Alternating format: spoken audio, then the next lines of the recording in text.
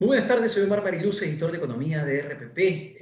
Estamos con Melvin Escudero, economista, presidente de Dorado Investments, para las plataformas digitales de RPP Noticias, analizando la coyuntura tan compleja, la crisis política actual que tiene evidentemente repercusiones en el plano económico, y el día de hoy vamos a analizar qué es lo que está pasando con el precio del dólar, el billetito verde, y las consecuencias que esto puede tener en el cortísimo plazo. ¿Qué va a pasar con el dólar? ¿Qué va a pasar con los intereses bancarios a razón de esta crisis política que se ha abierto en el país? Melvin, ante todo, muy buenas tardes. ¿Y qué ha pasado con el precio del dólar el día de hoy, que trepó a 0,87%, 3,57 me parece cerrado el tipo de cambio? Sí, de hecho, se observa pues que el tipo ha estado fluctuando, la tasa de cambio entre 3,57 y 3,58, ¿no? Incluso en la calle ya estaba en 3,59. Bueno, esto no es sorpresivo, ¿no? Cada vez que hay una noticia inesperada que genera incertidumbre, miedo, temor, los agentes buscan protegerse. Y históricamente en el Perú, desde la época de la hiperinflación, la protección es la moneda dura, el dólar, ¿no? Nosotros esperaríamos que la situación política no se desencadene, porque al desencadenarse, especialmente si se da una vacancia, los agentes económicos van a estar muy preocupados, porque este Congreso ha demostrado, digamos, ser bastante informal, y en algunos casos incluso no respetar los debidos procesos, no hay estudios técnicos, y se toman decisiones muy emocionales sin considerar las consecuencias hoy y mañana, ¿no? O sea, hemos visto casos como el de la UNP, el de las AFPs, ¿no? Y ya uno no sabe cuál va a ser la lista y qué sector se va a ver afectado por este populismo que se observa en el Congreso, ¿no? Entonces, tomar este tipo de medidas sí puede tener consecuencias serias. El punto número uno es un cambio en la política económica del país, ¿no? Si el presidente es vacado, en teoría asumiría a alguien del Congreso, dado que la tercera vicepresidencia no está disponible. Ese escenario pues es bastante peligroso, ¿no? Ahí sí podríamos tener una escalada del dólar, que creo que es poco probable, pero digamos, un poco pensando en ese Ujú. escenario, el dólar tranquilamente pues, puede saltar a 3,70, 3,80, ¿no? Wow.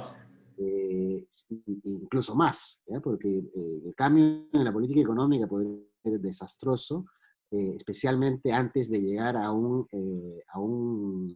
elección que está cerca, ¿no? Que ya de por sí genera incertidumbre.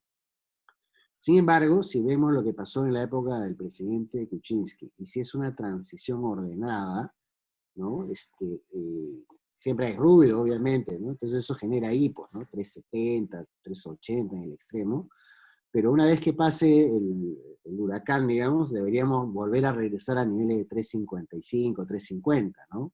Ahora, La Melvin, tendencia, ¿cuál es el impacto de tener un dólar alto? ¿Cuál es el impacto de estos hipos? Es decir, ¿en qué se traduce? ¿En mayores precios? ¿Cómo lo siente la gente? sí, es lamentable, ¿ya? Porque las circunstancias de la población están en una fragilidad espantosa, ¿no? Tenemos un nivel de desempleo sin precedentes, muy rápido la gente, más de 3 millones de personas se han quedado sin empleo formal, y la informalidad que ya estaba como en 70, ahorita ha aumentado como en 80, la pobreza extrema se ha duplicado. Entonces, en estos escenarios, como ustedes sabemos, el Perú es un importador neto de muchos eh, bienes de la canasta básica, ¿no? Entre ellos Sí. trigo, azúcar, carnes, ¿no? Entonces, esto pues hace que el precio de estos productos se eleve, ¿no? Al elevarse el precio de estos productos, afecta la capacidad de consumo de la gente. Entonces, es lamentable que esto suceda porque esto puede tener un golpe. Por otro lado, un dólar alto también ayuda, pero más al mediano plazo, porque obviamente las empresas mineras, las agroexportadoras, las pesqueras están exportando afuera, con un dólar más alto, van a generar más divisas, más ingresos para el país, ¿no? Entonces hay un aspecto de compensación, pero en realidad, dada la situación de millones de personas, el aspecto negativo en el consumo interno es más doloroso, ¿no? Entonces, esto no debería estar pasando. O sea, si el Congreso es consciente y el Ejecutivo también, lo que deberían sentarse es a una salida ordenada con las elecciones próximas, el dólar se mantiene tranquilo, el resto de inversionistas extranjeros. O sea, lo que uno mide ahorita en el momento es el dólar.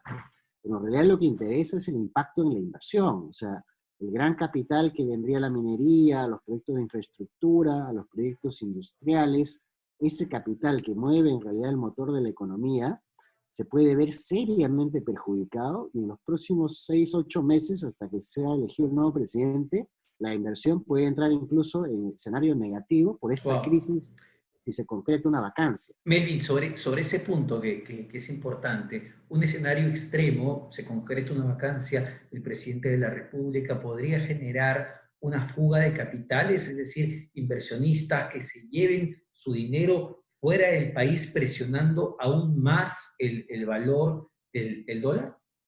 Sí, de hecho, cuando te decía que el dólar podría trepar en un hipo, digamos, temporal, podría trepar a 3.80 e incluso más, es precisamente porque mucho inversionista que tiene su ahorro en Perú, ¿no? Que ha estado golpeado ya por la crisis, empresario, por ejemplo, se asusta, pues, porque en un contexto muy populista, las propuestas extremas pueden calar en el público, ¿no? En las masas.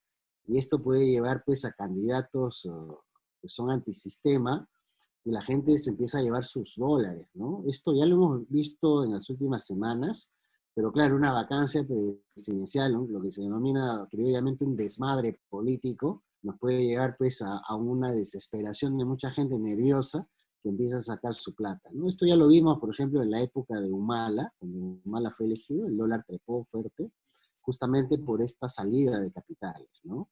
Entonces, no descarto esa salida de capitales, sin embargo, creo que el escenario más probable, aunque parezca un poco, digamos, de que soy positivo en los escenarios, porque mucha gente negativa ya está pateando el tablero, yo creo que al final el presidente va a cerrar su periodo, ¿no? Pero obviamente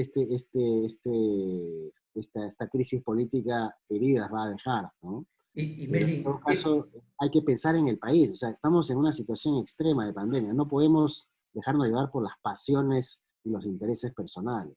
esta crisis y de agravarse la situación política que está enfrentando el país podría producir que no los grandes inversionistas ni los grandes empresarios que tienen miles de millones en el país, sino aquellos ahorristas, las familias que ahorran en el sistema financiero ante el temor, retiren sus fondos, saquen su dinero de entidades financieras. Digamos, yo creo que más que sacar su dinero, cambiarían de soles a dólares, ¿no? Incluso personas que tienen 2.000, 3.000 soles dirían, uy, ¿sabes qué? Mejor me voy a dólares. Y eso es lo que mueve, pues, finalmente el tipo de cambio. Porque en el sistema financiero hay más de 90.000 millones de dólares en valor total ahorrados, de los cuales el 30%, digamos, está en soles y el 70% está en soles, afecta la divisa, ¿no? Ahora, ¿qué es lo que va a pasar más adelante? El mundo ya está recuperándose después de este duro golpe de la pandemia con el tema de los cierres de las economías, etcétera. Y esta recuperación está debilitando el dólar. Entonces la tendencia es que el dólar en realidad debe caer.